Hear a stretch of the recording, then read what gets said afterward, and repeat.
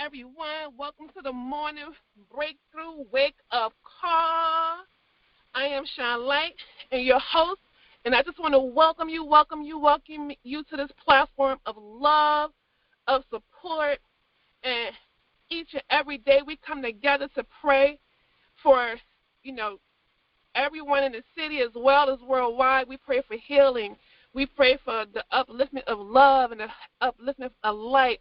And what we know is that each and every morning, no days off, 7 days a week, we are here in unity and in prayer. And what we know is that when we come together as one in unity to pray, that God is in this place. He is here with us also. So I'm so excited this morning, as I am each and every morning, to be able to start our day off in the presence of God's love. It does not get any better than that. So welcome to the BreakThru Morning Wake-Up Call. This morning is our Saturday. We have a special guest Saturday. So we do things just a little different here on Special Guest Saturday. We have a special guest here to share their story of resilience. We want to, in the Bible, we read stories in the Bible to help us. We learn from those things. We learn from parables. We get upliftment from those things. We get encouragement and support and covering. And I love to hear people's stories that they're living right now that we can be encouraged from, that we can learn something from other people to help us build our muscle, if you will. So on Saturdays, we do things just a little different. For those of you who are new to the call, Monday through Friday, we have prayer requests. We have our morning prayer. We have poetry. We have our quote of the day. And then we have this special thing that we do at the end. We call it the healing circle, because what has happened on this call is that many people have come on this call and they have had breakthroughs, because what we understand is that when we share, we heal, and when we reveal, we heal. June 1st, this call started off as Pray for Philly, and, we came to pray for the city. But what has happened on this line, each and everybody who's been on this line since June 1st have had major breakthroughs. God has truly blessed everybody who's been a part of this call. So that's why it's now called the morning breakthrough wake-up call, because breakthroughs happen here. So what we're going to do today is we're going to have our special guest to come on. I'm going to have our sister Angela Mays to introduce him. She requested that he be a part of this platform this morning because she really got a lot out of his book, and she really loves what he does. And I was looking at his information, and I know that you guys are really going to get a lot out of what he has to offer and what he offers the world with his platform. So I am going to have Sister Mays. I'm going to open up the line, and I'm going to have Sister Mays to introduce our special guest. We'll have him to come on, and afterwards, even though we don't do the prayer request on Saturday, I am going to open the lines up for a prayer request, because I had a few people to actually contact me who needed prayer. So we don't turn down that, because we know God answers prayers around here. Okay, all right. So I'm going to open up the lines at this time. One moment.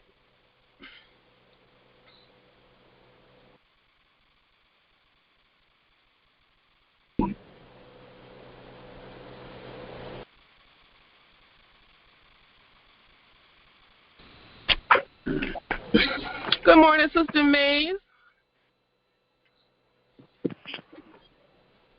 Angela. Well, good morning. Can you hear me? I can. Loud and clear. Oh, good morning. Good morning, Mr. Barry. Are you on the line? Good morning, everyone. Yes, I am. Good morning. Well, I'm just going to quickly introduce Mr. Kirkland J. Barry. He is a celebrated author. He is a dynamic speaker and a celebrated author of at least 2 books that I know of. 5 powerful tips for motivating youth, 90 minutes for 90 days. 90 minutes for 90 days. I had to say it twice. That's how nice it is. Mr. Berry is recognized as a leading expert in the field of fatherhood around the country. And that's saying a lot right there. And that's just part of his bio, which I'm reading from a little bit of the top of. But I was introduced to Mr. Berry, and he's a very, very, very intelligent, very humble, very articulate young man, and I'm just so pleased to be able to introduce him to each and every one of you, and I know you're going to get something out of what he's going to say. So I'm just going to turn it over to Mr. Berry to do what he does. Good morning, Mr. Berry. Good morning, everyone. I hope all are doing well on this fine Saturday morning, and I really appreciate the invite and opportunity. First, I'd like to do some housekeeping rules. I'm not someone who likes to talk forever, so is there a time limit? Is this 5 minutes, 3 minutes, 10 minutes? I want to be mindful of everyone's Saturday morning, so can someone please give me the parameters for that? Oh, yeah, you definitely can speak, for at least 10 minutes. And afterwards, we're going to open up. We're going to continue to have the lines open up. So if anybody wants to, have any comments or any questions or anything for you, they'll be able to do so at that time. And afterwards, I hope you stick around quickly because I'm going to our prayer, and we're going to have our brother Jeremy Woods to lead the prayer today. Okay? But perfect. Thank you so much for that, and I absolutely can stick around for prayer. So thank you so much for reading my bio, the brief bio, and sharing a little bit about me. This morning I will be speaking with you guys about my work I do with the KB Foundation, but I can answer questions about my books and things like that. Because I don't know everyone on the call and can't see everyone, the reason why I decided to talk about the KB Foundation is because this is my nonprofit organization that focuses on empowering and impacting youth. I think that'll be something that's important to everyone that's on this call, and is absolutely a way that you could help with either your time, talent, or your treasure. The KB Foundation was started in 2017, and right now we have one annual event that I do every summer where we take young boys from the city and the surrounding suburbs to an overnight mentoring camp. It's a life skills camp. And I did it and executed it over the last 2 years during the pandemic, and I'm happy to report that we didn't have any outbreaks of COVID for any of our counselors, volunteers, or the youth. But the reason why I'm highlighting the foundation and the work we do with mentoring young men between the ages of 11 and 14 is because this summer, many of us should be aware that in our city of Philadelphia, there was a big push to do things to keep kids away from gun violence. Each year, violence increases more and more in Philadelphia. And so this year, my camp was highlighted as one of those avenues. At the Life Skills Camp, what the young men learn, they learn things that give them opportunities outside of what they would do normally, playing video games or just playing basketball in the neighborhood, depending on where they live. So an example of that is that the young men this year learn how to change a car on a tire. Change a tire on a car, but also on their bike. In previous summers, they've learned how to change oil or change brakes and rotors. Our young men learn how to swim. If you're connected in your community, this summer and last summer there was a shortage, specifically this summer, where they didn't have enough lifeguards to open up the community pools. And that's because our kids don't learn how to swim because it's not a requirement in the school. And so they learn how to cook. They learn how to bake. They learn CPR and first aid. And the whole point of this camp is that if our young men can learn things at an early age, it can be a diversion from committing or making bad decisions when it comes time to be 15, 16, or 17. If you don't know much, if you haven't been exposed to much, you can't apply for the Philadelphia jobs to be a lifeguard and make $16 an hour because you don't know how to swim. So if I'm working with young men between the ages of 11 and 14 and teaching them these skills, when they turn 16, 17, and 18, they don't have to resort to gun violence. And so when the camp started in 2016, we started with 9 young men. By the time I got to 2019, we had 43 young men. And obviously 2020, we had a pandemic, so we did it in a small way with 11 or 13 young men. And then this year we were back up to 31. My goal is to host 100 campers at my mentoring camp. So when I talk about time, talent, or treasure, people who help me spread the word or people who help me get it to parents who have kids that can benefit from it, obviously anyone who can donate their time if they have a life skill that they think young men should learn, or obviously if people want to donate to the camp opportunity. And so what else do I want to say? Right now, people always ask me, is it going to be an opportunity for young girls? And the answer is yes, but I have to do that in an appropriate way. Me being I'm 38 years old, and me being a 38-year-old man who wants to run a camp with young boys, right, it shouldn't be a problem, but in today's world, there's so many sick things going on. We have to make sure that we show our credibility and our success at doing that. So we've been able to do that now for 6 summers in a row. Next summer will be my girls' camp. My daughter's 10 years old. I have a wife. I have a daughter that will be 10 next April, and I have an 8-month-old son. So my daughter she grew up watching me do this camp, and I promised her when she was 10 years old that we would do a girls' camp that will be run by all women, that will be under my organization. And the girls will learn the same life skills that the boys learn. There really won't be any difference except for it'll be all women there and run by all women and girls. And so we're going to do that next summer with 9 little girls plus my daughter. It's going to be a fixed situation so we can learn from it, which by that I mean it'll be 9 of her friends and their parents. So that's how we can keep it safe and everybody will be okay. But we can use it as a model to grow from there once we see what their interests are. And so my life's work is all about empowering young people, trying to help them succeed, whether it's academically, emotionally, and mentally, and then also working with adults to help them to better connect with our youth. And that's what my first book is on, 5 Powerful Tips for Motivating Youth. I've said a lot in that 6-minute time frame. So I'll just pause there and, let that sit. Mm-hmm. And I'm not sure if I covered everything that I was invited to talk about. I wear multiple hats, but trying to help our city and our youth is the thing I wanted to come on and talk about. So if there's anything else that I should mention, please let me know. I just want to say, I'm so proud of you, and I want to first and foremost just say thank you for starting that camp.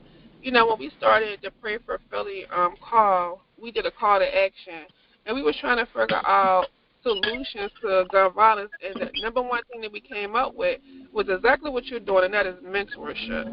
We said that was a key from young men growing up, just exactly what you said, to be able to have, some direction as to exposure and direction. So I just want to thank you for, being committed to that, especially here in the city of Philadelphia. So kudos to you. I do have a question for you. So, yes. What is your story? Great question. What is that thing that made you passionate? Because everybody has one. I love to hear their stories. You know what I mean? They make you so passionate about, mentoring young men in this way. Did you go to a camp? Did that make a difference in your life? No, it's funny. I didn't go to camp, and my mom said that when we were kids, my brother and I, she would try to send us to camp, and we said camp was corny. So it seems like she was the parent that gave us choice. I don't give my kids any choice. But here's my story. I was born in Norristown, but I grew up sometime on 22nd and Dolphin. And when I was a kid, my mom tried to sign me up for Big Brothers Big Sisters. And when I share my story, essentially, my brother and I were still on the waiting list. So if you know anything about Big Brothers Big Sisters, there's tons of black males that are on the waiting list. My brother and I aren't technically on there anymore because we aged out, right? You become 18 years old and you can't be a part of their program anymore. But we were actually never signed up because they didn't have enough male volunteers. And so when I graduated college, first thing I said is I would help take somebody off the list. So when I got out of college, I became a mentor, and I did that for over a decade with Big Brothers Big Sisters. But there's still young boys on the list. So that just means that the demand is high and the supply for mentors are low. There's a big reason why there's not a lot of mentors, and it's not because men don't want to do it. That's part of the reason. But there's a much bigger reason. And so I said there's got to be a way where we can mentor, and the way I do it is different from Big Brothers Big Sisters or in most mentoring organizations, because a lot of them believe and feel that the one-to-one is the best success. And that means if it's one-to-one, then there's always going to be kids on the waiting list. So with my mentoring, I'm trying to mentor a lot of young people at the same time, or have those who work with me do the same thing. So it means we do a lot of group-based learning, a lot of group-based experiencing, experimenting. And so it's not when we have 43 kids at camp, we probably have about 9 adults, right? And so the Big Brothers Big Sisters way would be one-to-one, but that means that a lot of kids never actually get a mentor, so that means they never get to experience anything, which means that they're left to whatever's in their neighborhood. And it would be great if they had a community center with a bunch of adults, but a lot of our communities are underserved, so they don't have community centers with adults that can pour into them. So that's the short, version of my story. Right. I love it. I love it. And it's just, everything that you said is confirmation to a few of us on this line that is working behind the scenes to get this project that we're working on. We said that one of the keys to stop to young people not resorting to gun violence in the city of Philadelphia, of course, is mentorship. So with the program that we came up with, the idea, we found out that it was a lot of mentorship programs out here like Big Brother, but the problem is they don't have enough mentors. So the thing that we're working on is creating a situation where we have a campaign to make people aware of the need for mentors and to redirect those mentors to the organizations that need them. So you just major confirmation for what we're doing, what we're trying to do, or whatever. So super glad that you came up here today, family. And thank you for your story. It makes sense or whatever. So anybody familiar with entrepreneurship knows that we found a need and fill it. So certainly, I love it. I love it. I love it. You guys weren't able to get your mentor, so you became a mentor to many. Nice. I love it. I want to say, family, the lines are open.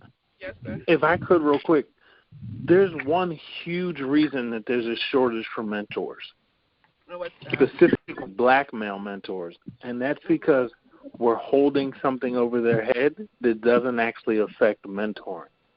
Okay. When you go to become a mentor, they want you to have a PA state criminal clearance. They want you to have an FBI criminal clearance, and they want you to have a child abuse criminal clearance. The only one that's actually needed is the child abuse. Mm-hmm. But the state mandates that you also need the criminal PA and the FBI. But if I sold drugs 10 years ago and did a bid for it, you now make it so that I can't ever apply to volunteer, which is actually not fair, because the dope boys actually want to hear from another dope boy. They don't want to hear from someone who went to college, who's never had any bad experiences. How can you don't know what I've been through. You don't know what it's like that I'm raised by my grandma and she only has a fixed income that comes in, and I get made fun of at school every day. So when I say I need sneakers, if the barber doesn't teach me the life skill of how to cut hair, the dope boy will teach me how to sell drugs. Right, exactly. And so there's a shortage because your criminal record is keeping you, if you've ever affected children or done anything to harm women right, but if you just have like some basic things of petty theft, credit card, I get that we don't want them to teach that to our kids, but what we're also saying is that you can only be squeaky clean, and that's hard. Mm-hmm. So what do we do? What do we do to change that? Because I know, like, in the world, we're supposed to, like, push for policies and law changes so that we can fix issues like that and bring that forth to people who are decision makers and say, hey, we want a law that changes this requirement because it's preventing our kids from having mentors. Is there anyone pushing to change that? I don't think there's anyone pushing to change it, but it definitely needs to be changed. One of the things that I know is that by doing it group-based, I don't have to worry about it as much. And if I do it with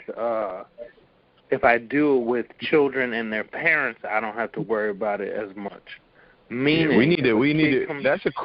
That's a cool Band-Aid, and that's definitely dope. But I think that, like, you brought something to light that, like, none of us knew as people trying to develop a mentorship hub. And I feel like we know people in the world of politics specifically that represent some of these neighborhoods where the problems are the biggest. And they have the mouthpiece. They have the connections. They know how policies get put in place and how people change laws.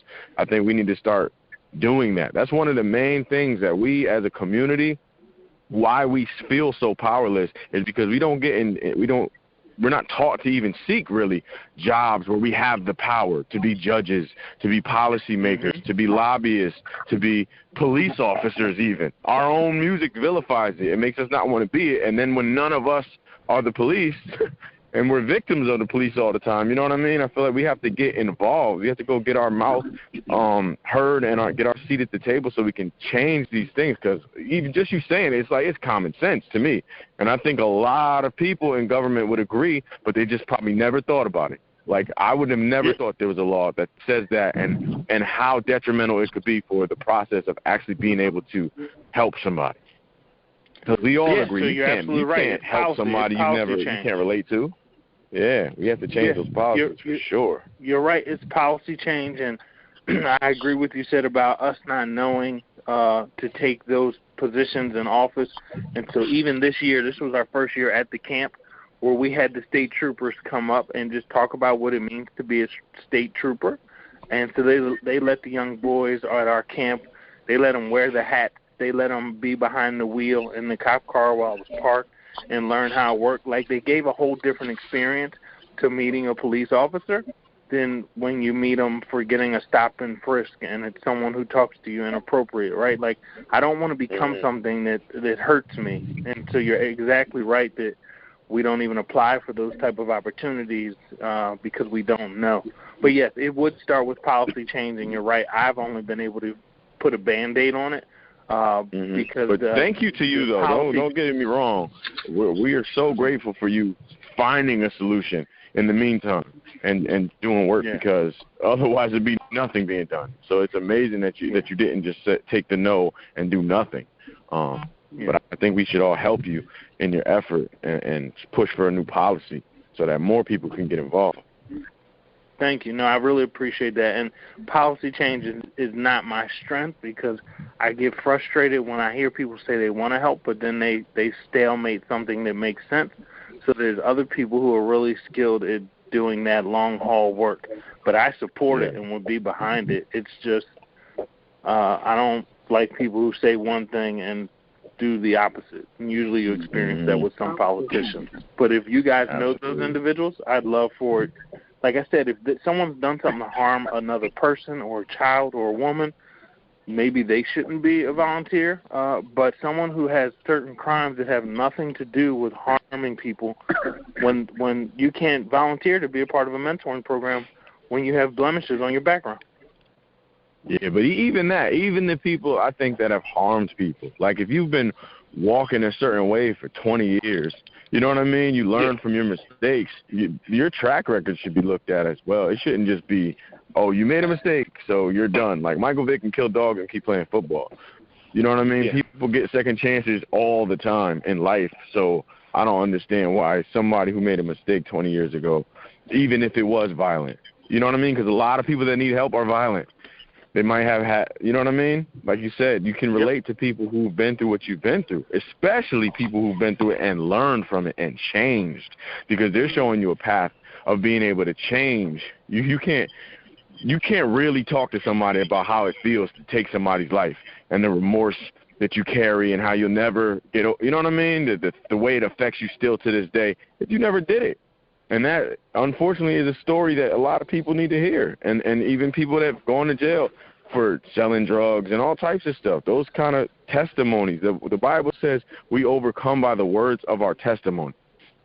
That's how people get delivered, is from hearing from people who have similar stories.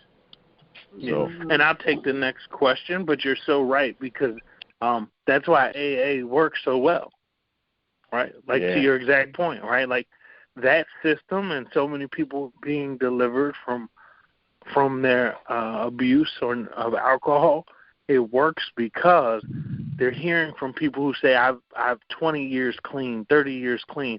Like, I was where you were, and I thought that I'd never be able to do this, but I was able to do it. So you're absolutely right.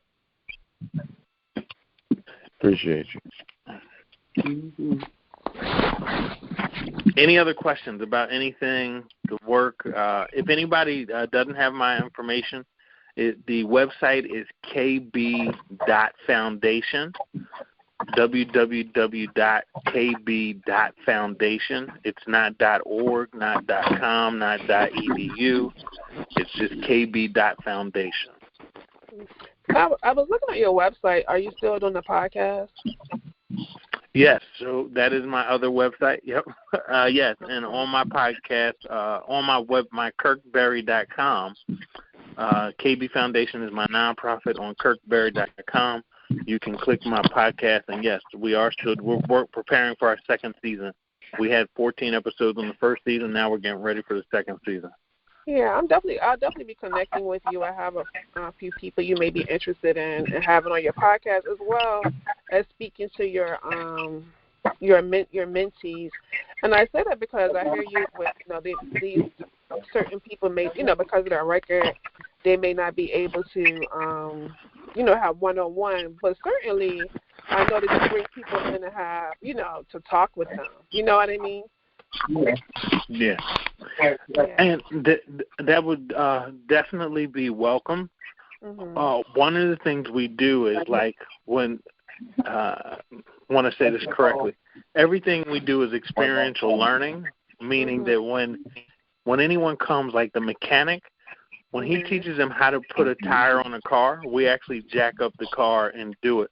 We've noticed that the young people are more engaged when they can do what the person up front is talking about, because for years we have brought guest speakers as a community to talk to young people, and after a while you're like, man, I've been 8 and I'm 18 and they still just bring people to talk, but I actually learn by doing. So even, like I said, with the state troopers coming, the young men put on the hat, they got in the car, and they learned what state troopers do.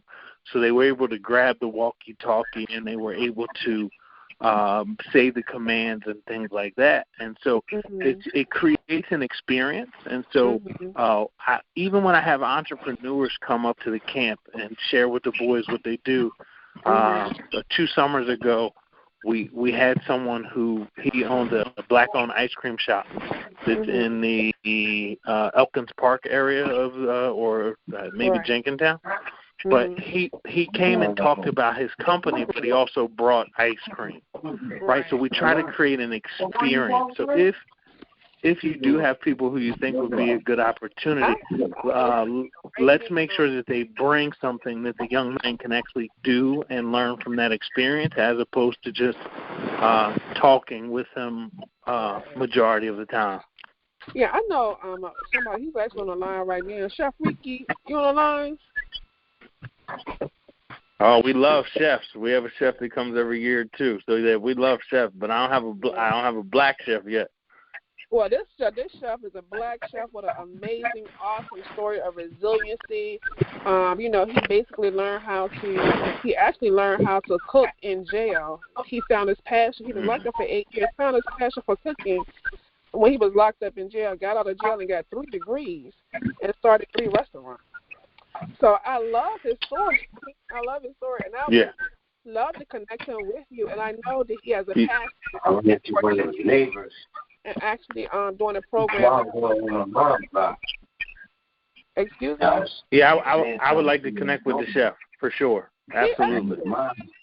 Chef Reek, you on the line? Yeah, I'm on a call. Yeah. I want to this is Chef Reek KIRK. Perfect. Yeah, no, Jeff, let's absolutely connect. Yeah, Jackie could connect the dots for us, man. I'm listening to you and everything you're doing, man, and it sounds like you got something real good going on.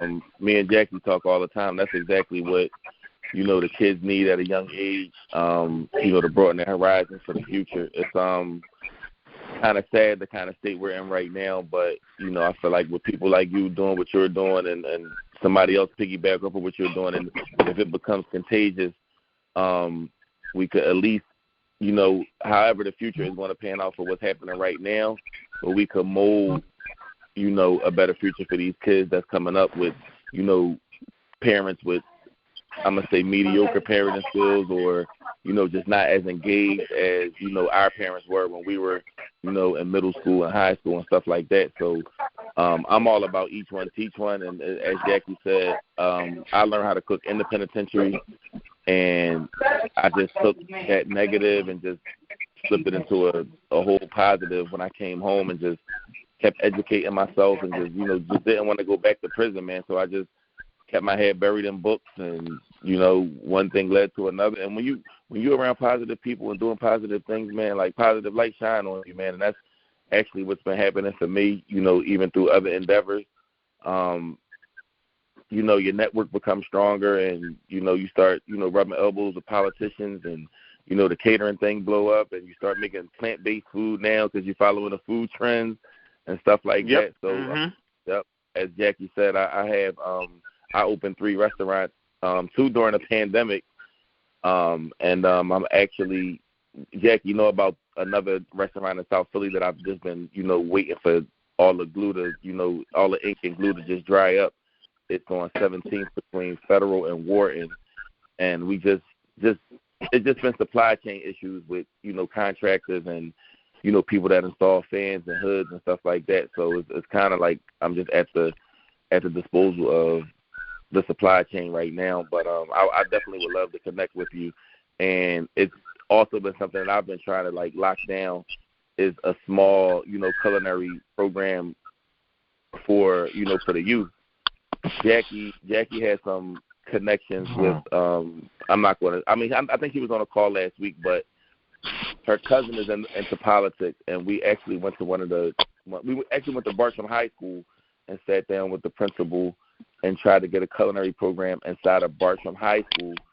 But the principal at the time was kind of like, I'm not going to say he was against it, but he wasn't for it 100%. He wanted to give the kids a contracting program for carpentry.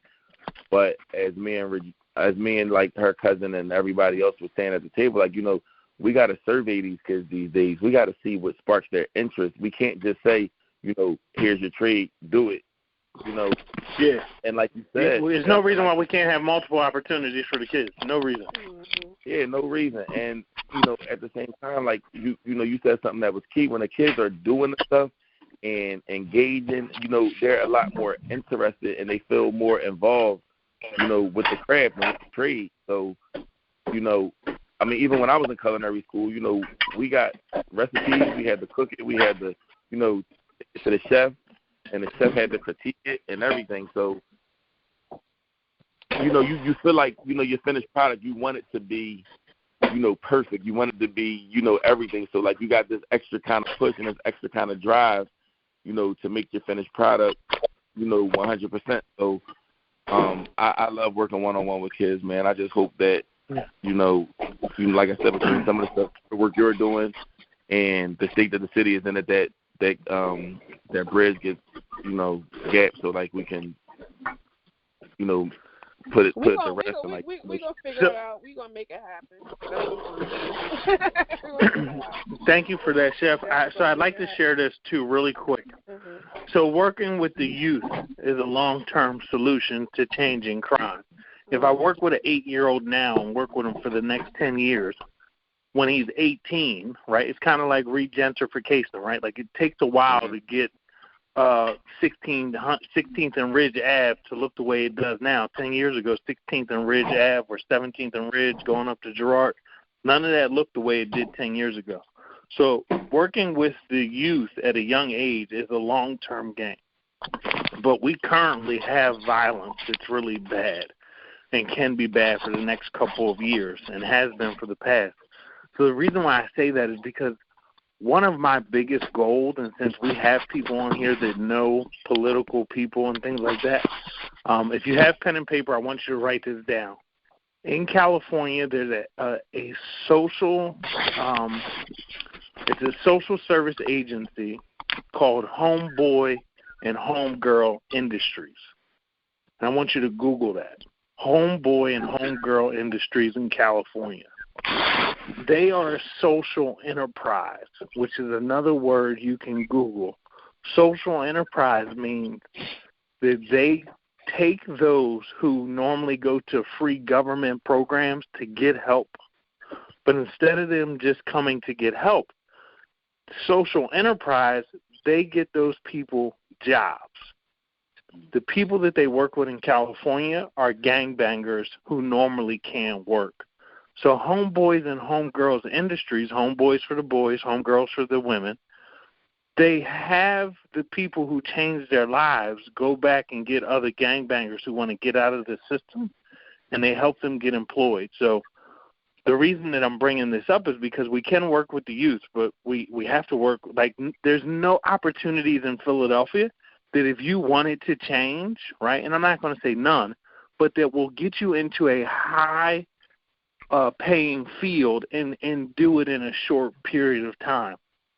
So one of the things that Homeboys, Homegirls Industries does is they have a cafe, and they make fresh baked goods every day that they can either sell in their cafe or they can sell to businesses around the community. But they make fresh bread every day that goes down to like the airport, that goes down to the we have 30th Street Station. It's called something else in California. But my whole point of bringing that up is when we talk about social enterprise, the businesses at the airport and the business at the train station and the hotels, they support Homeboy, Homegirl Industries because they know it's keeping gangbangers off the street. Wow. We don't have any social enterprise like that in Philadelphia. And when we say social enterprise, they're talking about fields that people can work in that don't require criminal background checks. So another example of that is their merchandise is huge. You can see that you could buy sweatshirts and T-shirts. So we have so many young people that are interested in merchandise and how that business works. Your social enterprise could teach them that, and then they can go on about their way to start their own. You could have construction in Homeboys, Homegirls Industry, or whatever we wanted to call it in the city of brotherly love. But we don't have a social enterprise hub that if someone was 25 and they said, my homeboy was just killed and I don't want to live this life, where can I go to learn multiple trades? And so Homeboys, Homegirls Industry has a bakery. They make T-shirt stuff as well, like merchandise. But then why do we have to go to the Amish to learn how to get good furniture?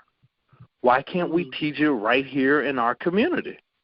Well, come on. Because making wood and making chests and anything that you need in the house is a skill that someone who likes that kind of arts and crafts and detail, they can turn their life around and be really good at it and make home furniture that's built to last, right?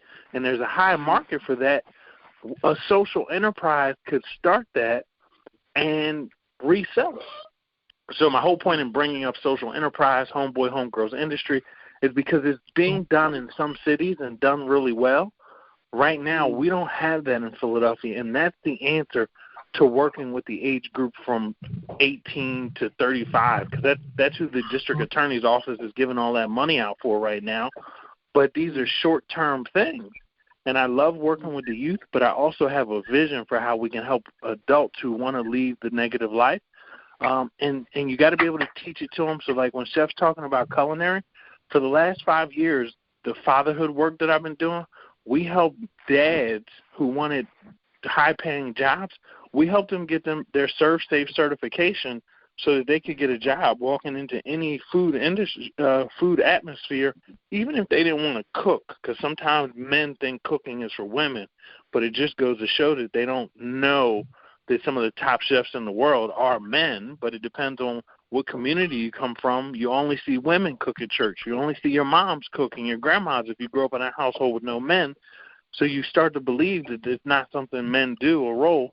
But when you teach them to get their ServSafe and they get in the kitchen, and they're like, wow, it's all men back here in that industry. So I work with our youth, but I have a big vision for how we can help the adults who want to change their lives through social enterprise. Wow. I have a question. What is the difference structurally between is a social enterprise still a nonprofit organization? Yes, and the biggest difference. Go ahead. I'll let you finish. No. Go ahead. I want you to keep going. And enterprises, so a nonprofit, but like you do something for a group. A social enterprise is the group does it for themselves. They work in the business. Also, with a social enterprise is you're creating goods, services. You're creating goods or providing services so you can sell them to someone who wants crime to reduce in the community. So it's done with a social impact. So 30th Street Station, they might get their bread from so-and-so right now, but they start giving at least 20% of what they buy to us because they understand it keeps people in jobs who normally or used to commit crimes. It helps them put food on the table. So now everything you do from an enterprise standpoint is instead of asking Comcast to give you money, right, just because you want to help keep kids off the street, you're now going to Comcast and saying, no, we have adults that work. We have a business that you can support and give us a portion of where you're already giving it. Does that make sense? Yeah, I would love to talk to you some more about this because I believe that the nonprofit business I'm starting might be a social enterprise. Yes, we definitely can talk. Absolutely, we can talk. Okay. And also with a social enterprise, so is anyone familiar with Grayson's Bakery in New York City? No, I'm not. So it's another thing that it's called Grayson's or I'm going to look it up on my computer. But Grayson's Bakery is in New York. And so Grayson's Bakery is also a social enterprise. And they make the brownies that goes in Ben & Jerry's ice cream. And they have a next person up hiring policy. And so what that means is anyone who in their community that applies to work there, no matter what, you get hired. So the other difference between just a regular nonprofit and a social enterprise, the social enterprise is thinking about everyone in the community and how they can work with them. They don't exclude anybody. And to make sure that those individuals are successful, you put things in place so that if for any reason they have a relapse, if for any reason you don't see them for, no call, no show, your social consciousness understands that they may be experiencing something that you should help them with, as opposed to being like Target or any other business that says because you did not show up, we fire you. So we have to, if we really want to be solution-oriented, we have to put things in place. So when you're selling all these goods and services and like your social enterprise is actually generating revenue, you can have a caseworker a part of your social enterprise. You can have legal a part of your social enterprise so that when the people who work for you get in some type of trouble, you can support them as opposed to just kicking them to the curb. Like, it's going to be really hard that if all my life I haven't had a support system, and the day someone gives me a job, they expect me to be perfect. It's not possible. But who sets up a system where it supports me as opposed to just saying, all right, we'll just take the next applicant who we think is perfect. And so Grayson's Bakery in New York, they have the next person up application, which means if that's somebody who uses and abuses drugs, they can still come in the entry-level position, and we will connect them to somebody who can help them get off drugs. If it's somebody that's homeless, right, and they've been doing this for decades, so they got it all in place. But when we think about social enterprise, we're talking about creating for-profit businesses, but we do it with a social justice mindset of how do we help people. And we know part of the situation is employment, but it's also housing. So, like, they have a whole, like, when you read the book that they wrote talking about their bakery and what they do, it's phenomenal. But it's another example of a social enterprise. I'm learning a lot right now. I'm gonna look up the title of the book right now, so that everyone has it. Thank you so much, Kirkland. This has been a great conversation, and I've actually learned a lot and got a lot of information as well. And I can't wait to connect you and Chef Ricky and see what you guys can, come up with as well. I do have a question as you look that up. As I said before, Monday through Friday, we have a healing circle here on the morning breakthrough call. And the other day, it was a question about how to reach. We had a question from everybody here is family, right? So from one of our family members here, and they're thinking, how do women or moms connect? And Chef Ricky, you can answer this question too. Connect with the young men out here who are, they want to get them off the street, stop them for, selling drugs and things of that nature. What do you guys suggest for that? Like to get them out their lifestyle, especially the young men who don't want to work. I asked you that, Kirkland, because I see that you do something where you help people connect with the youth as far as communicate with them. And if we give you on the phone line, you can answer this as well. How do a mom, a female, connect with her son who is in the street life and you're trying to, get them out of that thing?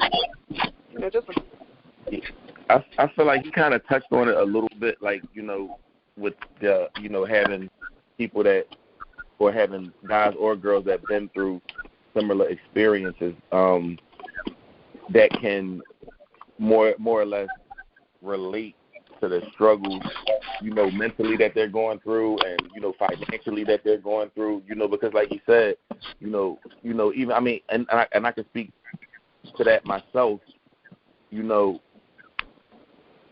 go to school and you want to look attractive to the to the females and stuff like that. But like you said, Grandma, I'm on a fixed budget. I can't get the $200 and $300 Yeezys that the other guy got on. So I'm going to be I'm going to get passed up when it comes to the pretty girls in the high school or the pretty girls in the middle school and stuff like that. So how to make those two worlds collide in a positive way. I mean, for me, it's more so, let me see, how can I, articulate this? For me, it's more showing them, let's use me as an example. I'm an entrepreneur, so, maybe the entrepreneur feel, instead of, looking at it as work, but looking at it like, the same way you measure an ounce of weed or an ounce of cocaine or an eighth of this or, a 16th of that, you kind of make that relatable in a way, like even through a culinary program, you kind of like, make the two worlds collide and make it seem, make it look like, the same 6 ounce of salmon that I'm selling is the same way you would, take this 6 ounces or whatever and bag it up and do it the same way. But the flip side is You know, I don't gotta look behind my back. I don't gotta worry about the cops arresting me. I don't have to worry about somebody sticking a gun in my face and robbing me. You know, it's a lot of risk reward ratio that, you know, we could, you know, try to push and make them understand, you know, that this gun violence, and we over 440 something homicides in the city. That could be anybody at any given day, and it got to be another like platform where they, you know, respect life and respect, you know. That's one thing that I feel like with all this violence and all these guns and stuff, like, people don't value life like we used to. Right. Like, people, it's like, you just so quick. An altercation. A friend of mine heard that I went to temple with, her brother got killed. One of her brothers got killed 10 years ago for trying to break up a fight. And her other brother just got killed on, like, 56 in Baltimore. You know, he got shot in the back of the head twice over a rap battle. Oh, my You know what I'm saying? And I'm like, I'm so disconnected. I guess, like, I got to like, it's, you know, it's crazy. My cousin's dad, my cousin's kid's father, he's a father of 4.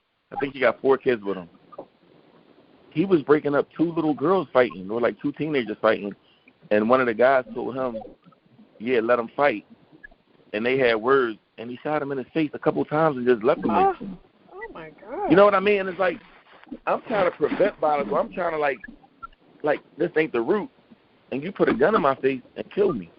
It's like we're like something. It's a huge disconnect. Like, and you know, I know the question was, you know, how to reach the kids and how to, you know, give them a different initiative to, like, you know, not want to do some of the you know, some of the things that they're doing, and it just got to start with, you know, trying to connect.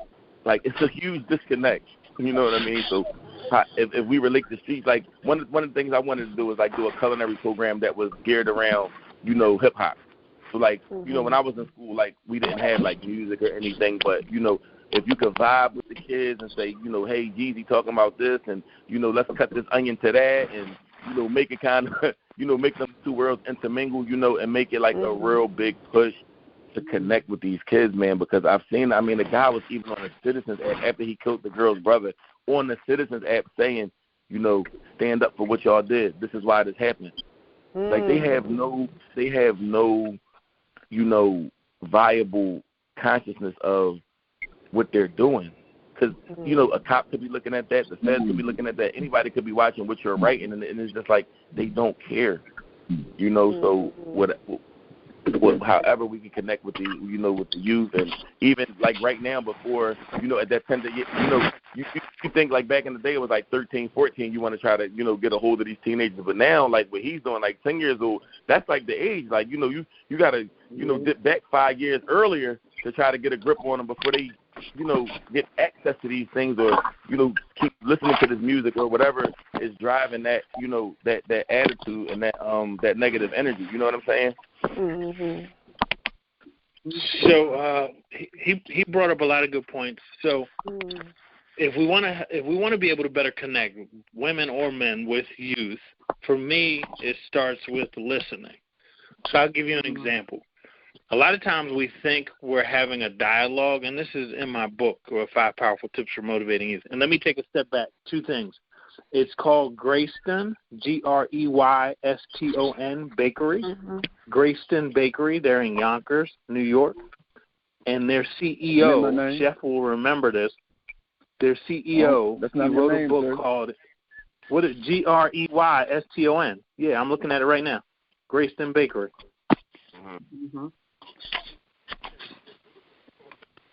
I'm wrong? I'm looking at it on, like, I'm on their website and everything right now. Greyston Bakery. Hey, how you doing? Yes, ma'am.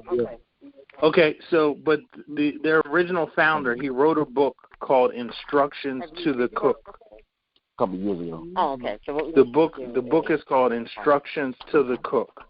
This will teach you all about their social enterprise, how they designed what they designed. It's called Instructions to the Cook. The book sounds like it's all about namaste. Like it says, a Zen master's lesson in living life that matters, right? But it, like, the first chapter talks about, like, meditation and this, that, and the third. But after the first chapter, it goes into like how they design their company and solve problems in the community. It's called Instructions to the Cook. And so Grayson's Bakery is in Yonkers, and so they have a next person up hiring policy, no matter what that person's background is. But the question about how do we connect with youth, for me, it all starts with having a dialogue and not a monologue. And so a lot of times when we talk to young people, it's been my experience, even as when I was a young person, the adult may ask me a question, but then they want to tell me a whole bunch of things. And if you experience that enough, you just, like the Charlie Brown effect, the wah, wah, wah, like you're like, this person's not trying to help me. They just want to tell me what to do. And if we start asking kids questions about why they do what they do, what's next, the whole purpose in asking questions is eventually you will get to a point where they say, I didn't think about that, or I don't actually know how I'm going to do that, right? And so also the connecting piece, you want to pull them out of their environment in order to actually get them to have a conversation, because while in it, they're influenced by other people, even if they don't really want to do what those people do. So the whole how do we better connect with young people, like it takes time, but it starts with truly just listening to what they're saying, getting them to say it out loud, and then asking, like, is that really what you want? Could it be a different way? Like never actually telling them what to do, but getting them to say it out loud. Like, so when someone says, I do what I do because it helps provide for my family, a lot of times we jump to like, well, what happens if you go to jail or die? Who provides for your family? Well, right now, I don't think that I'm going to die or go to jail, even though in the back of my mind I know all my friends that happened to. It won't happen to me. But there's a whole bunch of other questions that we could ask. Like, how much money are you really making, right? And if you could make that same amount of money a different way, would you? If they say no, well, why wouldn't you? Well, because this is all I know. I understand that's all you know, but right, like it's never pushing and telling them what to do, but it's making them think. And a lot of times our young people aren't thinking. A lot of times now we have adults who aren't thinking, like we just react or we just do what we know. And if we want to help connect with especially a group that's already, because a lot of times people say, why do you work with 11 years old to 13? And I say it's because they're still impressionable. Once we get to 15 and I'm smelling myself and girls like me and I got my own phone and I can make my own decisions, now I'm kind of locked in. Not that I can't change, but like I think my way is the way. And so when we're dealing with 11 to 14 years old, you can kind of change that and still, help them grow and mature. But for me, the first connecting piece is conversation, and stop telling our young people what to do. When they're 16 and older, they're not adults. But they, depending on their family situation, a lot of them will tell you, I've been making my own decisions since I was 14 years old. So how are you going to tell me what to do? And so if we can get them to talk and say out loud what they're trying to accomplish, if we can ask how they're going to accomplish it, and then the whole purpose of the conversation is once they start thinking like, man, if I got $500 in my pocket, but every night I got to run from the cops, if somebody else could tell me how I could get $500 in my pocket, maybe that'll be a way, to do something different. And then how long do I keep that $500? Like, when do I go to $1,000 in my pocket? Like, if no one's asking these questions of them, our way of living life doesn't make sense because no one's ever made me think about it. And I'll end with this example. In working with dads in Philadelphia, no dads want to go to a fatherhood program. They don't. But when you ask them why they came, they'll tell you, oh, I first heard about this program 2 years ago. And then I seen a couple of my friends over the years, like they got jobs. Like they got to Serve Safe and they went and worked for Aramark and now they work at Temple. And then I got in trouble and I did a 6-month bid, and when I came out, I was like, I need to do something different, so I came to your fatherhood program. That's the type of time we got to put in with these young people. We can't expect them to do our way because we have one conversation. It will take some bumps in the road and seeing some other people successful where we start to believe, but we have to start somewhere. You know what? Thank you for that. I actually got a lot out of that, to be honest. I'm one of those people who ask a question, then start telling somebody. Get off. We all do. It's normal. Well, Kirkland, it's been a pleasure. Thank you so much. We appreciate you. I know it speaks for everybody who's listening on this call. We definitely appreciate your time. Yes, we definitely appreciate you coming on here and sharing all that great information about those organizations. And I do look forward to connecting you and Chef Ricky together to see how. I hear Andrew wants to connect as well. And I just want to thank you so much for taking your time out. Thank you, Sister Angela. She was so excited. She was telling me she really got a lot out of your book. I don't want to hold you guys, but he also has a workbook. What is it, 90 minutes a day or something like that? 90 minutes for 90 days, the Positive Results Journal. Nice, nice. And it's simply really quick. People ask, how does someone become successful? And we all know the answer is that those individuals, whatever success, whatever we consider, not just monetary, but they put in the time. And a lot of times after we hear somebody's success story and they say, you just got to start, you just got to put in the time, that's such a big task to put in the time. I created a tool called 90 Minutes for 90 Days, simply saying that if you're willing to put in 3 30-minute intervals a day, it doesn't have to be 90 minutes straight. It could be 2 45-minute intervals. If you're willing to do that every day for 90 days, I'm guaranteeing, and you guys know there's no guarantees in life except for that we stay our color that we were born and we die. But I'm guaranteeing with this journal that if you spend at least 90 minutes a day for 90 days, you're guaranteed to see some growth in that area where you want to see success. So it's called the Positive Results Journal. I love it. And, guys, if you're on my email list, each and every one of you got an email where you can connect with him and download his journal, his website information, or some video, but definitely be able to connect with him and his organization. You received the email, and I'm going to send it out again today, so make sure you get that information. And those of you who are not, because I know a lot of people, they see me advertise on social media, so you may not be registered with us, and so I might not have your email. I'm going to ask you to go to prayforphilly.com. I'm actually working on a new website, but right now you can go to prayforphilly.com. And if you go to prayforphilly.com, you can put your email there, and you'll receive our blast email. So I'm going to send out another email with Kirkland's information on here for those of you who have not registered with the website. Kirkland, again, I just want to thank you. I want to thank you, Sister Mays, for bringing this brother on here today. Thank you. Thank you guys for the invite. I really appreciate this great conversation. Yeah, this was really enlightening for me. Yeah, and I wanted to say this. I heard you say on an interview that you did for audio. What is it? Audio books or Audible? I love Audible. But I heard you say, like if a kid says, if you ask a child what do they want to do, and they go, I want to be an NBA player. You said, don't tell them that that's not something they can do. You said, tell them. Well, if you want to do that, then you need to do what, do So a lot of times we tell young boys that only 1% make it to become an NBA player, and that is true. But instead of telling them that they need a plan B, I just tell them what their plan A should be, and I say, if you want to make it to the NBA, every day you should do 100 foul shots, 100 three-pointers, you should do 100 layups, and you should run 100 suicides.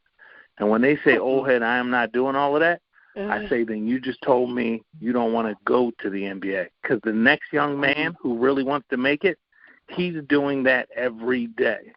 And so when a young person actually does that, guess what they notice after a month? Every day if they do that, they're in better shape.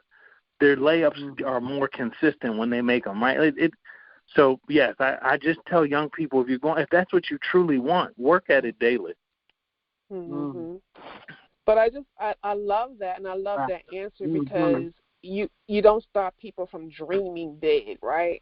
But just get them information. I love that. And you're absolutely right about that because I actually did an interview. I don't know if Billy Ricks is on the line. I don't know if he's on the line, but I did an interview with him on my podcast, and he was saying, and Billy Riggs, just real quick, he was shot 21 times. He was in that lifestyle really heavy. He was on the call the other day, and we were talking when I did the podcast with him. He was saying how a man who he looked up to, and, the reason why he got into the lifestyle, he felt like he wasn't loved and he wasn't listened to. In fact, he was saying how this one particular guy that he looked up to, he remember having a conversation with him, and the guy asked him what he wanted to do. He said he wanted to be a professional football player. I believe it was a football player. And the guy just laughed at him and was like, oh, you couldn't do that. That's stupid, whatever. And he said that really, wow. It just like really did something to him or whatever. And, he just never thought about pursuing it after that because of what he said. So I love that answer and what you said when I listened to the, that interview. I love this. I love stuff like this to give us the opportunity to think differently, how we communicate with people. You know what I'm saying? So thank you so much. Before we close out, there's quite a few people on the call. Everybody's super, super quiet. While we have this time, is there anybody who would like to make a comment, or you just want to ask a question before we go into our prayer? Good morning. Good morning, Ed. Good morning. Good morning, Jackie, Andrew, family, everyone, Sister Angela. Mr. Kirkland, I learned so much today. That was the most powerful that I heard in a long time, of how you are to listen to the kids and listen to what they're saying before you. And also, when we do listen to kids, we have to really listen and think about what we're going to say now. Think first. But you were amazing with that, and I wish I had you on record. That was beautiful. I love it. I recorded the whole conversation, Ebony. Oh, beautiful, because I'm going to have to listen to that over and over. That was amazing. But I don't know if you heard of Miss Cheryl Wallington. She has the Everlore House. She does empowerment for teenage girls. It used to be from 12 to 18. And I was one of her first instructors. Then she changed it to 13 to 18. And she just helps them, we help them with their personal development, self-esteem. They have a workforce session, but it's only 8 weeks or 12 weeks. And we weren't allowed to give them our phone numbers. It was always 22 or 20 girls in the room. You're the only instructor. It was so beautiful because I love kids. Everyone has an issue, a story, but I gave everyone an assignment. I gave them an assignment. It says, if you have a feature or a personality that you don't like about yourself, what is it and why? So when everyone gave me, someone said stretch marks, someone said their personality was too loud. I gave each one of them a response letter, maybe a week later, because I didn't want to wait too long, not even a week later, after meeting them. And everyone thought they were getting the same response. No, I took time, read their message, gave them a quote from a famous person at the end, gave them positive feedback. The person that said her personality, excuse me for that, her personality was too loud. I said, well, you could have shocked me. I love your personality. She had a beautiful, she the one that said good morning. She had a happy personality to me. Happy, she wasn't loud, she was confident, but she was hiding under that.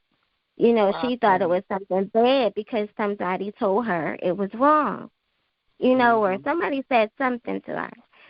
But anyway, they were so loving and so welcoming because I took the time to get to know them individually. Awesome. And they don't teach us how to. They don't teach us how to teach. They tell us, give us an itinerary on what to teach. So I had to do my homework, and I had to do my due diligence. I had to tell them my story in the beginning, and I wasn't supposed to give them my phone number. I gave everyone my phone number, especially the 18-year-olds who were getting ready for college. Call me when you feel you can't call your mom. I may not say what you want me to say. I'm going to say what you need me to say. Beautiful. So it was so powerful. That's a beautiful, beautiful story. Yeah. What were you going to say? So whenever Mr. Kirtland, I'm sorry, whenever you get your camp for girls together, I really want to see what I can do to help with that or assist with that. Because Thank you so much for offering that. Okay, you're welcome. Thank you, too, and I'm proud of you. I appreciate that. And hopefully you have my contact information from the email she sent out, because you can email me, and I can make sure I have your information for the girls' camp. And I love what she said, because we say this cliche often, but the question is really, how do we display it? We always love to say no one cares how much you know until they know how much you care, right? So the whole no one cares how much you know until they know how much you care. So what we have to be asking ourselves as adults, yes, we care about these young boys and girls, and yes, we have so much to offer them, but it doesn't matter till we actually display how much we care about them before we want them to listen to us. So when she asked them to write or share what they felt about themselves, and then took time to personally address each one of them, the young ladies felt, wow, this individual cares about me. Now I'm willing to listen. So we all can say, hey, no one cares how much you know till they know how much you care. How are we showing these young people that we care? And your story was a great, great way to show them. And there's tons of ways to do it. So thank you for sharing that. Thank you. Any other questions, comments? I love stuff like this, so I could actually talk all day.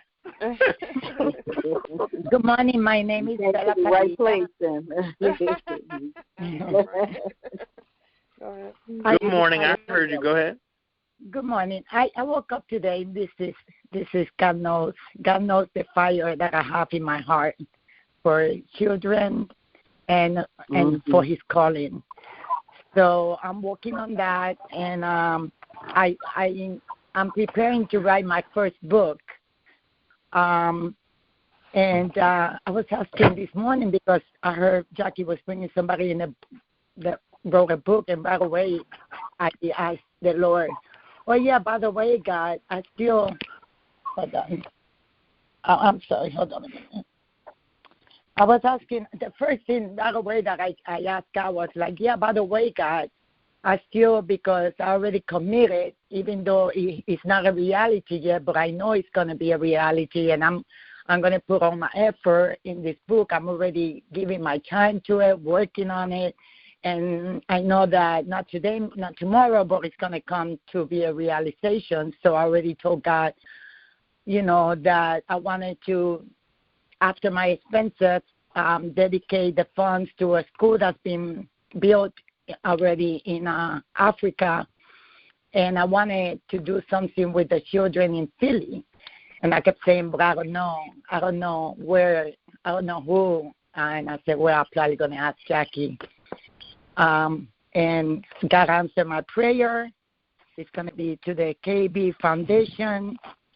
Pray on that. So it'll be more soon than later. Thank you so much for all the information that you have brought today. Because my daughter and I have a business too that we're trying to go on and take nonprofit, because actually we're helping more the community than what we're actually making on it. So that was a lot of good information you brought in. I bless you so much, and thank you for this blessing that you have brought to my life. No, thank you so much, and I'm glad you joined the call. I'm glad I was invited on the call. And if I can be any help in the process of encouraging you to write your book, please don't hesitate to reach out. I will admit I'm a little different with my encouragement than I am on a call like this because I push people to getting what they want. And a lot of times people don't want that push because it hurts. Like, because you have to put in the time, you have to stay up late. Right. But I just like, if any way I could be encouraging towards your book process, don't hesitate to reach out. But thank you for thinking of the foundation. I'm already going to bed late because I write a lot of my poetry on Spanish, and I have my sister, which she has a degree on English, so I'm taking off her time too. She's helping me out, just to, because everything has to be well written. So I am passionate about this project, and I am not, thank you for that. I'll take any help that I can get. I think we might be able to help each other. So we can talk offline. But my book, 5 Powerful Tips for Motivating Youth. My book, 5 Powerful Tips for Motivating Youth. It's a book for adults teaching them how to connect with youth. It's only in English right now. It's not in Spanish. So we need to talk offline. Can you repeat that because I got the 90 minutes. I'm sorry. So I was saying I think we can help each other. Yes. You asked me to repeat it? I know. I got the 90 minutes and 90 days, but I didn't get the name of the other book. Yes. So my first book is called 5 Powerful Tips for Motivating Youth. And the reason why I'm bringing that up is because it's in English. It's a book that teaches adults how to better connect with young people, how to have that dialogue instead of a monologue, and there's 4 other tips. It's only in English, and you might be able to help me turn that into Spanish. Thank you. Yes, of course. I do speak and write both. I just don't write it too well, but yes. Well, or you can introduce me to someone that can help me. But the whole point is that I understand that my book is really helpful, but if Spanish-speaking parents can't access it, then it's no good, right? So it's a great resource, but I need to be able to put it in different languages. Amen. Yes. That is good. That is good. Yes, well, there you go, Bella. That is so good. Any other questions, comments? I'm an open book, so. Mr. Berry, could you tell me a little bit about the Developing Active Dads? Yes, so Project Dad was a program that existed for 9 years. It was federally funded by the government. So we had a staff of 15 team members, and we wanted to work with non-custodial fathers, helping them be more engaged and active in their children's lives. So we took them through a healthy relationship curriculum. Healthy relationship really focused towards co-parenting, father-to-child relationship, and then father to or like community member to employer. So we took them through a healthy relationship curriculum. We took them through a responsible dad curriculum, teaching them to be responsible parents, and then we also took them through what we called economic stability, teaching them the soft skills to getting a job, because a lot of times we focus on hard skills, but we don't focus on soft skills. So we taught them the soft skills to getting a job, and we also helped them get their forklift certification, their Serve Safe certification, and an OSHA 10 construction certification. And we did all of this in an 8-week time frame for the last 5 years, 2015 to 2020. Wow, that is awesome. That is really good. Yeah. That is awesome. Wow. Yes, right. Yes. Thank you. No problem. And that's how I know a lot about the social enterprise work, because I've traveled across the country to see. So Project Dad, because we're not federally funded anymore, doesn't exist, right? That's the problem with nonprofits. The gentleman had asked the question earlier. Nonprofits depend on people giving them money to serve in a social conscious way. A social enterprise creates businesses so that whether the government gives you money or not, it doesn't matter. You can always be sustainable in the community because you sell goods and so you sell goods and provide services that people pay for. That's the biggest difference. Okay. I didn't say that clearly earlier, so I'm glad somebody asked about Project Ed. All right. Awesome, family. Before we close out and we have our prayer, is there anyone else who would like to make a comment or have a question for our brother who has come here to really give us all this valuable information? Well, again, if nobody has a question, I'd just like to, first of all, just thank you, Mr. Berry. Thank you so much. And today is just one of the opportunities that people get to see that the kind of information we get on this line, people are paying out the wazoo for this kind of information, and we get it free. We get it an abundance of information, wealth, and caring and stuff like that. I am just so grateful to you, Mr. Berry, for coming on, for all those that are part of this platform, and again, Jackie, for you for listening to the voice of the Lord to just go on and create this platform. I mean, we get the prayers which undergird each and everything that we are talking about and help. So I'm just thankful that you came on the line today. Thank you, Jackie. Thank you for everyone that participates and just with the questions and everything. I tell you, it's just awesome. It really is. I got a lot of this conversation today. I see that somebody was trying to ask for questions. I wanted you to give him my information. Bella, this is a public call. What I'm going to do is make sure you guys connect after the call, okay? Look, it's a public call. Amen. You may not want to give out your information, sis, on the public. Oh, no, I meant after. And you always can connect with him on his website. He has his contact information and everything is on his website. Bella, you need to give me your text me your email so I can put you on my email list because I did send out all his information to everybody who's on the email list. So, was there anyone, Carol? Did you want to say something?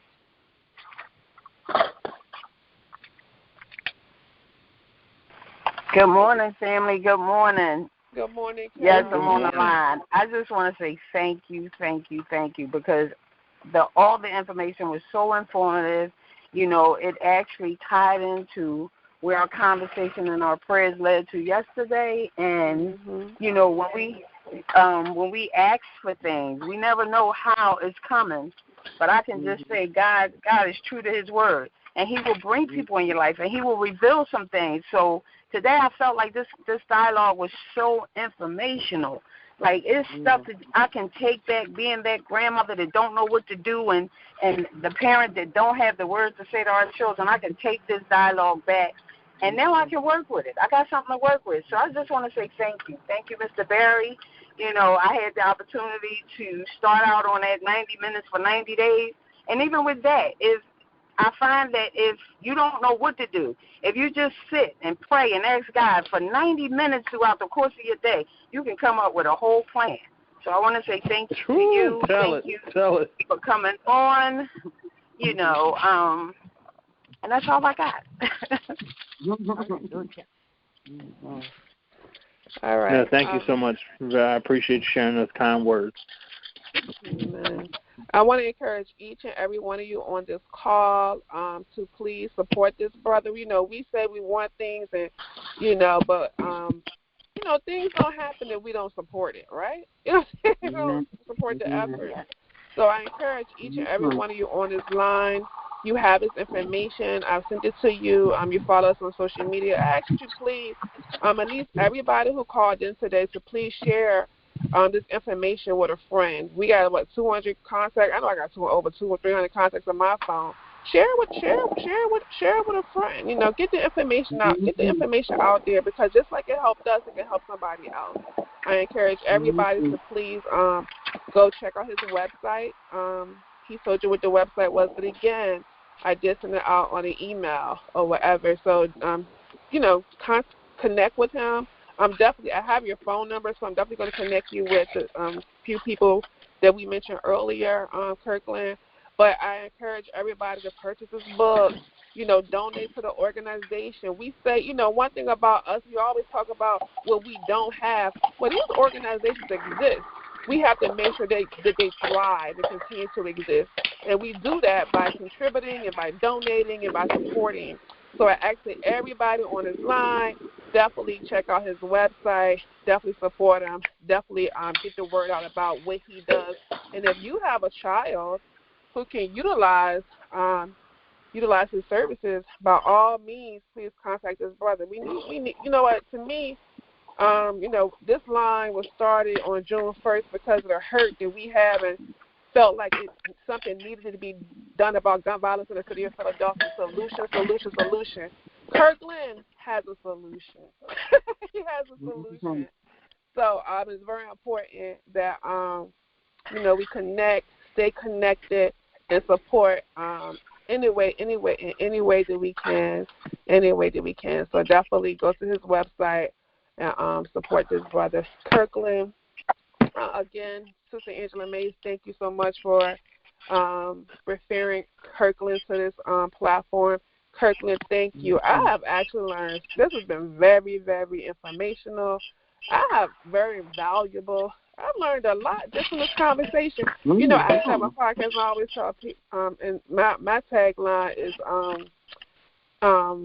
what is it? Change start with the conversation. Let's talk about it. And this conversation really is very informative. Yeah. So thank you. And I want to just say to you, thank you, whatever that thing is that was inside of you, that drive and that passion, because I know how hard it is to be an entrepreneur and things that I know how hard we have passions. We want to do stuff, but it's not easy. So I just want to thank you for that thing, that burning desire that you had in your heart and your love for your people. I just want to thank you for following that thing and being consistent with it. Thank you. I want to thank you for all the young men that you are helping with your organization. I'm proud of you. We love you, and I just want to thank you for what you're doing out here, to help our brothers out here, man. We really appreciate that. So thank you so much for those kind words. It means a lot. Yeah, I mean it. I mean it because especially what's going on out here in this current atmosphere, sometimes we feel like our hands are tied. And the problem is, we don't know where to go, but it's organizations. So everybody, please get the word out because these brothers like Kirkland exist. Organizations like this exist. We just don't know about it. We don't know about it. So definitely get the word out. Let people know that what he does and how they can support and get connected. Me, as soon as I get home, I am going to download that book because I need it. That 90 days. I'm going to get that book today. All right, family. Our brother Jamie, Kirkland, before we go into our prayer, did you want to have any closing remarks before we leave? This has been wonderful. I always volunteer to get on calls or to speak somewhere, and I never know how impactful it is. And so I just appreciate you guys being open to hearing my way of seeing things, but there's so many ways we can solve these problems, and the support is greatly appreciated. Like I said, time, talent, treasure. If you do go and buy one of my books, 5 Powerful Tips for Motivating Youth or 90 Minutes for 90 Days, somebody already on the call followed me on social media. If you see any of my YouTube videos, sharing them is a big help. So there's so many ways you can support. But we spend a lot of time putting quality videos together so that people can see the work that we do. And so on YouTube or just any way that you support is greatly appreciated because letting the community know that this is an option out here is something that's near and dear. So thank you for just encouraging everyone to support in their own way. Oh, absolutely. Because we need these type of programs. And we definitely support our brothers who invest back into their community. So thank you. We appreciate you. All right. Our brother Jamie was supposed to lead the prayer call. However, we went over our time, and he had to go to work. So I'm going to ask Brother Andrew, do you mind leading our prayer, closing us out in prayer at this time, if you don't mind? Sure. And before you do that, usually we ask people if they have, any prayer requests, but we're over our time right now. So I do have one prayer request that was specifically, I was given this text this morning, and they asked me to be specific with the prayer request because I'm going to read it what she said. So that's going to be my one prayer request. And you know what? The lines are open, guys. If you have a prayer request, this would be the time to do so. I just want to get this one out the way because she was specific about it. A coworker of mine, she had to call out yesterday, and she had to go down to Virginia because her sister is missing. So she texted me and asked me to be specific about this request. One moment.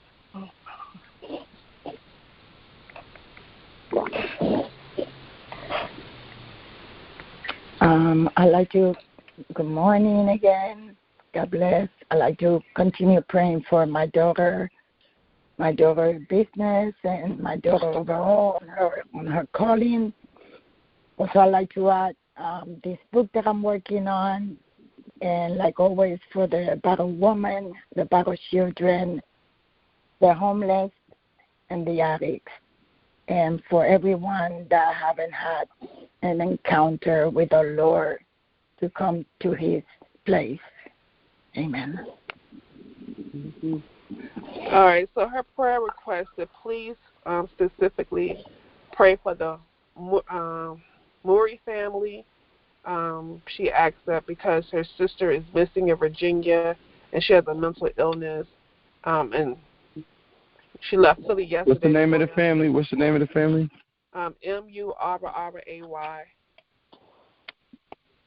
Okay. She asked for that. And I want to put out a prayer request for our brother Kirkland this morning. I want to pray for his continued success, to give him everything that he needs for his organization to be able to continue to feed into our young men out here, to give him, to help God to support him and to sustain him, not just to survive, but to thrive for what he's doing. You said KB Foundation? Mm-hmm. Correct.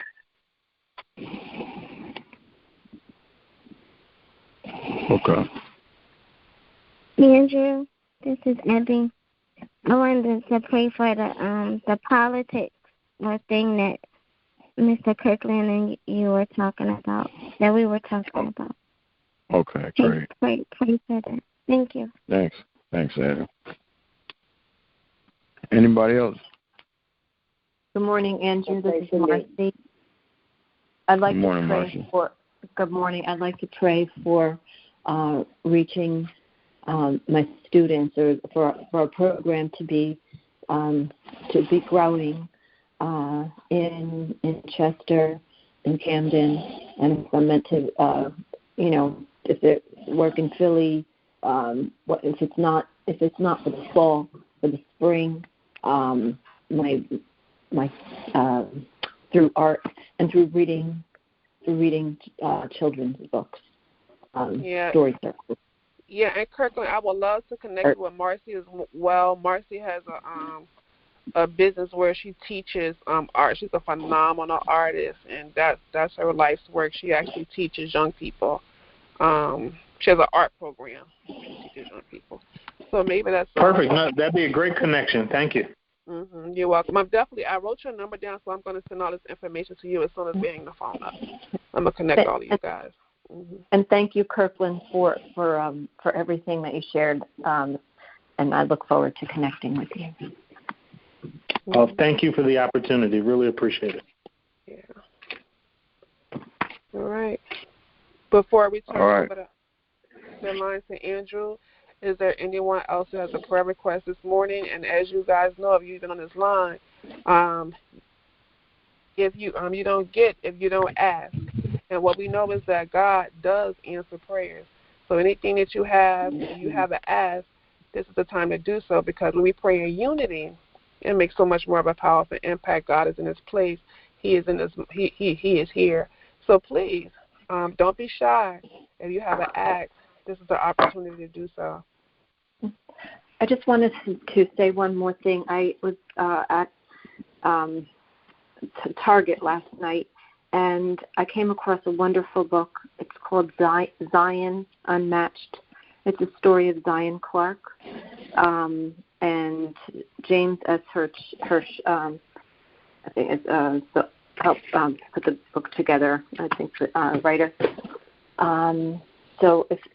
And Zion is also a movie on Netflix that I watched last night. So just sharing. And so that's a children's book, but it's really a book for children and adults. All right. Thank you so much, Marcy, for this share. We appreciate that. Is there anyone else who would like to have to request prayer before we turn the line over to our brother Andrew this morning? I just want to continue to pray for our young black boys and our young men against the violence and against the different things that we even talked about on the line that's coming at them. Just cover them, let them live out their full potential.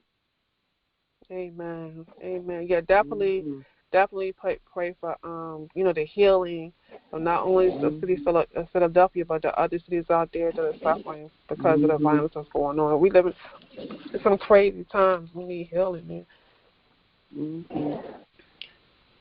Okay. Heavenly Father, we thank you for waking us up this morning.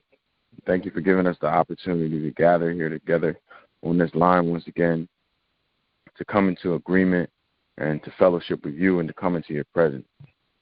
We thank you for this prayer line. We thank you for Jackie setting it up. We thank you for Kirkland coming and sharing, dropping so many gems on us today. We thank you for Angela Mays introducing us to him. I want to pray for Bella's daughter and for her family and for all the people who need to be reunited and pointed and guided by God.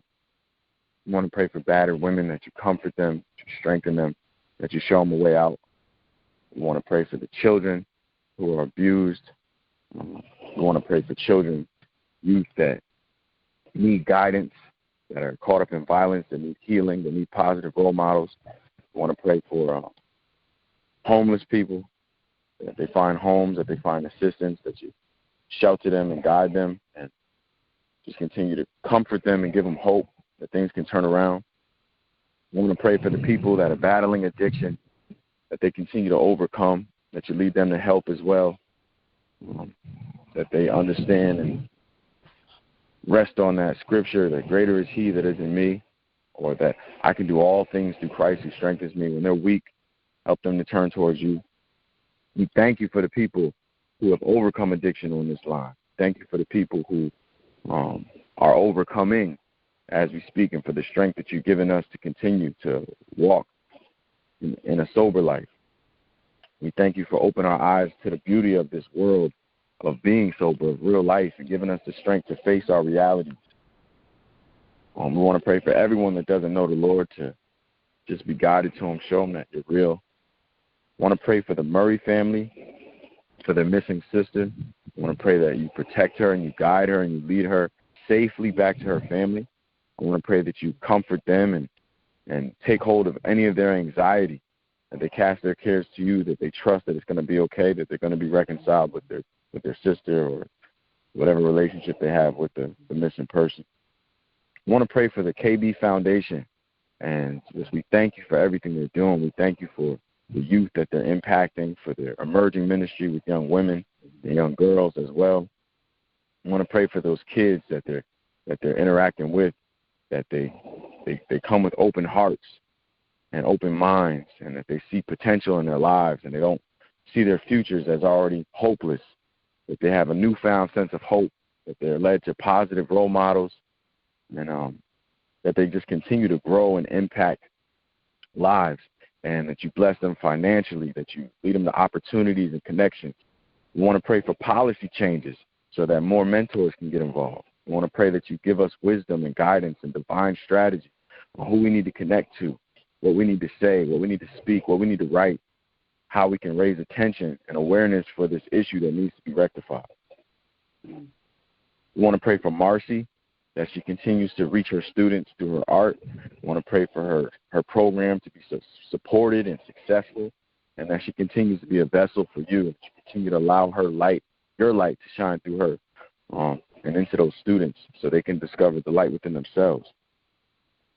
I want to pray against the spirit of self-righteousness and the need to lead people so harshly. I just want to pray that we learn to listen, to be quick to listen, be slow to speak, to be slow to anger, and to, most of all, trust you, that everyone is your child first and foremost, and that you care for us better than anyone can, that you're an all-merciful God who provides provision and protection and guidance and wisdom freely. And we want to pray against violence in the city of Philadelphia, the city of New Haven, Newark, and all the other cities plagued by gun violence and other violence. And we want to pray for healing in the hearts of the people that are caught up in violence, and healing in general. A lot of people are in this world that's full of sin and people that weren't loved enough. There's a lot of people that are still licking their wounds and comforting themselves in very unloving ways. Just pray that you fill them up with your love, the way that only your love can. Pray that you fill those holes by leading them to you and showing them who they are in you. Show us all who we are in you. Help us to walk with you. Help us to spend this day being grateful, being full of joy, full of peace. Take all our anxieties, all our cares, all our burdens. We lay them at your feet, and we trust you to make a way. We know that your word says you know the plans you have for us, and they're plans to prosper us and not to harm us. Help us to trust your plan and trust your time, and to be grateful in the waiting. Thank you again for keeping us all here, for forgiving our mistakes, for making a way for us to have right standing with God, for covering us, for loving us, for giving us our daily bread, all the things we need. We ask that you lead us not into temptation today, but you deliver us from all evils, anything that comes against us. We know that you are the power, the glory, and you are Almighty God. And we pray this in Jesus' name. Amen. Amen. Hallelujah. Amen. Thank you, Lord. Amen. Amen. Thank you for covering us this morning. Amen. Amen. Andrew, in that beautiful prayer. Kirkland, we are on this same line. You have our number now. We are here each and every day, 7 days a week, no days off. We encourage you to join the family, be a part of this family that we start each and every day off in the presence of God and His love. And our goal is to spread that love, each one, reach one, as we go out to our day-to-day in our day-to-day life. So I hope that this is the first time you are on the line, but I sure hope it is not the last time that you call the line and be a part of this line. We appreciate you and we thank you. Family, remember tomorrow, please invite somebody. Invite two people on the line tomorrow. Our brother Andrew will be leading his second prayer and worship service. So he was so phenomenal and so enlightening last Sunday. I cannot wait to see what the word is tomorrow. So tomorrow, 7:45, prayer and worship with our brother Andrew.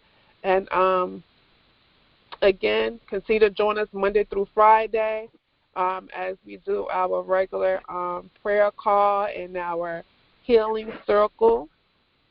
I just want to thank each and every one of you for joining this call today. As always, and I say to each and every one of you, as I do every day, that each and every one of us are powerful. Each and every one of us have light. But when we come together in unity, we make so much more of a powerful impact, and our light shines so much brighter. As always, I ask that as you go throughout your day, that you smile at everybody you see, pour love and light into everybody that you come in contact with throughout your day-to-day, because we know that is how we become the change that we want to be, by connecting with people, even though, loving our brothers and sisters, even if they do not love us back, because we understand or understand the pain that is out here in our community. But being that light and being that love and being empathetic and connecting with our brothers and sisters in love, we understand that that is how we become the change that we want to see in the universe. And we want to see love out there. We want to see healing out there. Then we must first be love. We must first be kind. We definitely must heal ourselves and be healing and loving to others. So, as always, family, on the count of 3, 1, 2, 3. I love you. I love you. I love you. I love you. I love you. I love you. I love you. Have a wonderful and blessed day. I will be connecting you guys with our brother Kirkland, to those of you who wanted to connect with him, and I will be connecting to those of you who are on the line. I will be sending his information out again. Connect with this brother. Love you guys. Peace. All right. You. Take care, everyone. Love you guys. Take care. All right. Thank you. All right. Bye. Bye.